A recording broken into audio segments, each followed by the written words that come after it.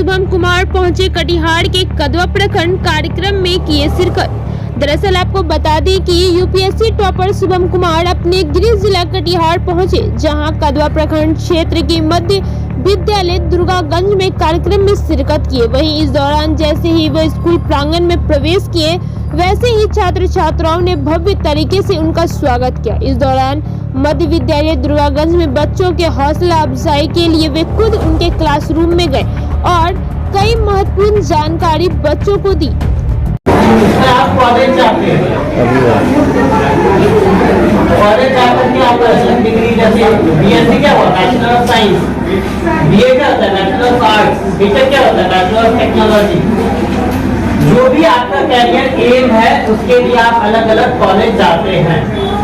तो किसी को प्रोफेसर बनना है मानिए यूनिवर्सिटी का, और वो हिस्ट्री में बनना चाहते हैं, वो बीए करेंगे, फिर वो हिस्ट्री ऑनर्स करेंगे, फिर किसी जो है वो फिजिक्स केमिस्ट्री बायोलॉजी ये सब में बीएससी करते हैं। फिर बीटेक होता है, जिनको इंजीनियरिंग करना होता है वो बीटेक करेंगे। लेकिन सारे कॉलेज के लिए क्या जरूरी है? इंटर करना अच्छे से जरूरी है ना।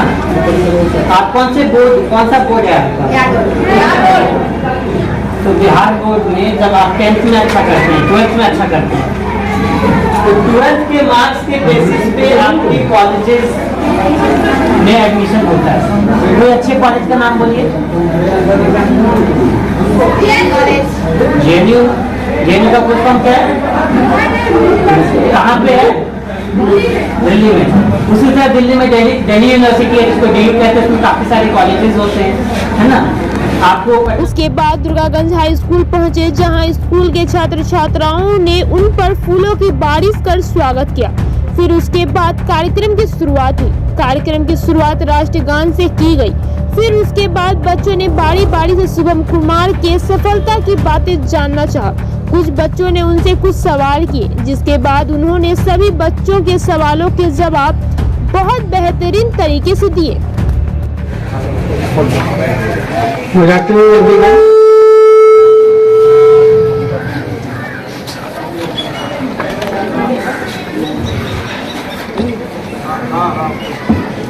मेरा नाम शुभम कुमार है और लास्ट 9 मंथ से मेरी ट्रेनिंग चल रही थी Lal Bahadur Shastri national academy of administration में।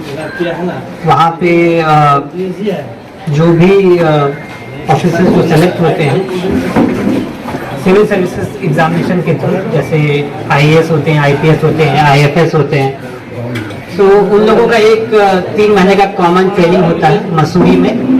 और फिर उसके बाद 5 महीने का जो है, जो इंडियन एडमिनिस्ट्रेटिव सर्विस के ऑफिसर्स हैं, उनका एक सेपरेट फेज 1 का ट्रेनिंग होता है। 9 महीने के ट्रेनिंग के बाद हमारा 1 साल का डिस्ट्रिक्ट ट्रेनिंग होता है 53 वीक्स का। और उसमें जो कार्य जिसको एलोकेट होता है, जैसे मुझे बिहार कार्य मिला है, तो मैं बिहार में ही मैक्सिमम टाइम मैं सर्व करूंगा। उसके तहत मुझे औरंगाबाद डिस्ट्रिक्ट जो है ट्रेनिंग के लिए मुझे एलोकेट हुआ है और मंडे से जो है वो मेरा ट्रेनिंग वहाँ पे स्टार्ट होगा।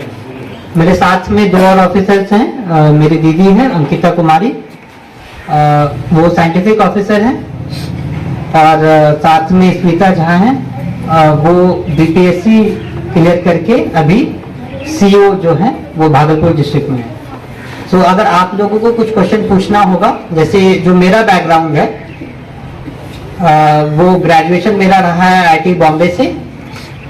10th 12th करने का मैंने ग्रेजुएशन किया, और स्मिता जी का ग्रेजुएशन जो है वो दिल्ली यूनिवर्सिटी से रहा, और अंकिता दीदी का उनका ग्रेजुएशन जो है वो आईआईटी धनबाद से रहा।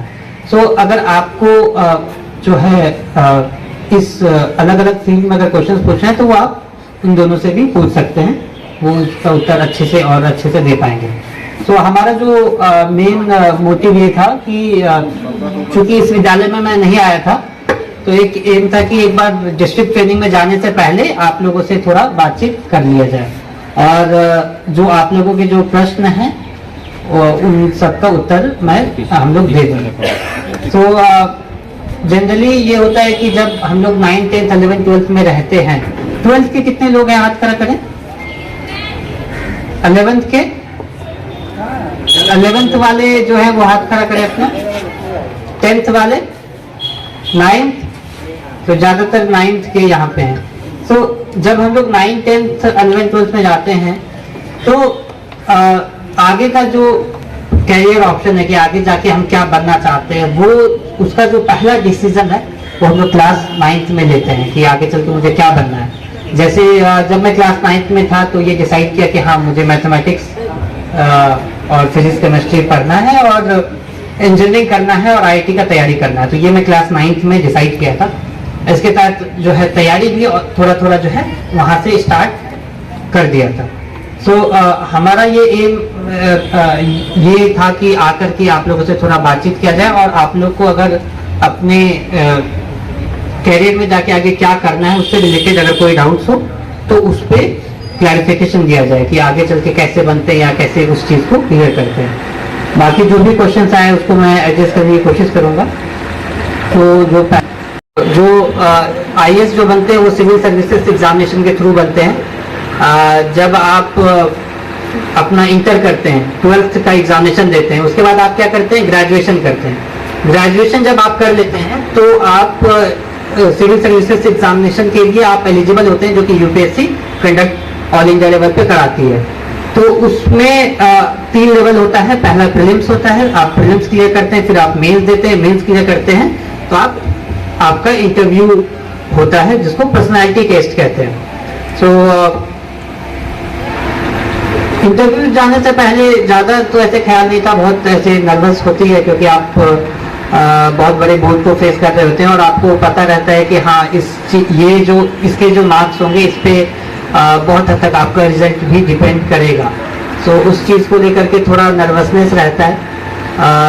लेकिन जैसे जब मैं 2019 का सिविल सर्विस एग्जामिनेशन में दे रहा था तो जब पहला इंटरव्यू था तो उसमें ये था कि चलो ये पहले एग्जामिनेशन में ही मैं इंटरव्यू स्टेज तक पहुंचा हूँ, यहाँ तक पहुंचा हूँ, तो जो भी जैसे भी मार्क्स आएंगे उसको मैं एक्सेप्ट करूँगा, क्लियर हो या ना हो उस पर ज़्यादा जोर नहीं था। बस ये था कि इंटरव्यू को अच्छे से अच्छे जो मन में आता है वो जाके वहाँ अच्छे से बता देना है।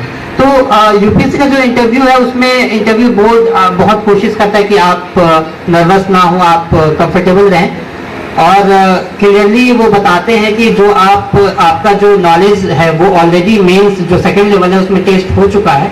तो इंटरव्यू में वो आपकी पर्सनालिटी को जज करते हैं, वो आपके नॉलेज पे आपका मार्क्स डिसाइड नहीं करते। मतलब अगर आप कोई आंसर, आपको कोई डिफिकल्ट क्वेश्चन पूछा, अगर आप कॉन्फिडेंटली बोलने के साथ मुझे इस प्रश्न का आंसर मुझे नहीं पता, मुझे नहीं आता है, तो उस चीज़ पे आपके मार्क्स नहीं कट करते हैं। तो ये जो बोर्ड है वो आपको बताता है। उसके बाद भी थोड़ा नर्वसनेस रहता है, लेकिन मन में मेरा ये हमेशा से रहा है कि इतना मेहनत करके यहाँ तक पहुँचे हैं तो अच्छे से बस इंटरव्यू देंगे और जो होगा उसको हम एक्सेप्ट करेंगे। ऐसा नहीं है कि अगर मेरा नहीं होगा तो फिर हम क्या करें, इस टाइप का जो नेगेटिव ख्यालात थे उसको दिमाग में मैं आने नहीं दिया। और बेसिक मेडिटेशन और योगा का एक परिणाम होता है कि जब आप डीप ब्रीदिंग करते हैं तो आप थोड़ा काम होते हैं। तो इंटरव्यू बोर्ड में जस्ट जाने से पहले थोड़े 10-15 जो है वो डीप ब्रीदिंग मैंने किया था और टाइम देखा था कि मेरा 12:10 है, तो वहाँ जाके गुड आफ्टरनून बोलो, गुड मॉर्निंग ना बोलो। तो ये थोड़ा चीज़ें दिमाग में थी। ऐसे इन जनरल ज़्यादा ऐसा कुछ जो है वो दिमाग में नहीं था। दूसरा क्वेश्चन किसी ने पूछा है कि पूछा ये सवाल। सो जनरली ये होता है कि जब आप पढ़ाई करते हैं तो जो अटेंशन स्पैन कहते हैं वो ह्यूमन बींग्स का बहुत कम होता है कि आप पढ़ाई करेंगे आप तुरंत डिस्ट्रैक्ट हो जाएंगे। कितने लोग डिस्ट्रैक्ट हो जाते हैं पढ़ते पढ़ते? पढ़ाई करते करते से मन करता है कि थोड़ा खेल ले या उठ के घूमने चले जाए या फोन यूज कर ले।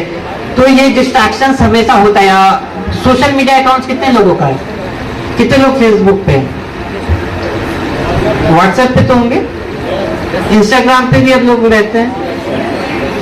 तो जनरली क्या होता है कि हम लोग सोशल मीडिया यूज करते हैं तो डिस्ट्रैक्शन जो है वो आम बात है।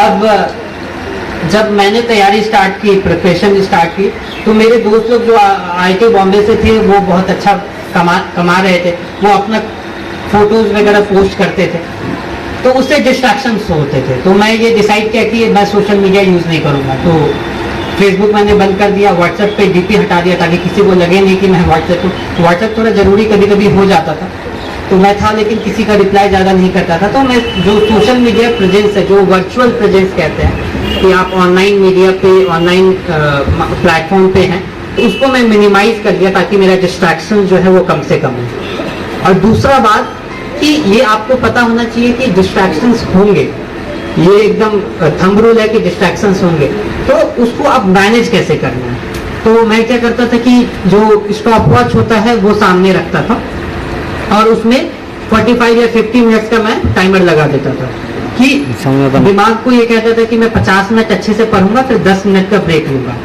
तो 50 मिनट कोशिश करता था कुछ और ख्यालात जो हैं वो बाहर के नहीं आए। अगर मन करे कि किसी से बात करना है या कुछ और करना है, तो मैं दिमाग को कहता था या अपने आप को कहता था कि ये 50 मिनट के बाद वो चीज़ें मैं करूँगा। तो ऐसे ऐसे करके जो डिस्ट्रैक्शंस है उसको, और फिर 50 मिनट के बाद आपको खुद याद नहीं रहेगा कि एक्चुअली में क्या करना चाह रहे थे। तो डिस्ट्रैक्शंस को आपको मिनिमाइज करना है, चाहे वो आपका 10th का एग्जामिनेशन और जो आपका पहला एग्जामिनेशन जो आप फेस करेंगे वो 10th का होगा, फिर आप 12th का एग्जामिनेशन फेस करेंगे। तो ये सब एग्जामिनेशन बहुत जरूरी हो जाता है, क्योंकि इसमें अगर आप अच्छा करते हैं तो आपका जो कॉलेज है, जो ग्रेजुएशन के लिए आप कॉलेज ज्वाइन करेंगे वो आपको अच्छा मिलेगा। तो जैसे यहाँ पे स्मिता जी हैं, वो दिल्ली यूनिवर्सिटी से अपना ग्रेजुएशन किया है। तो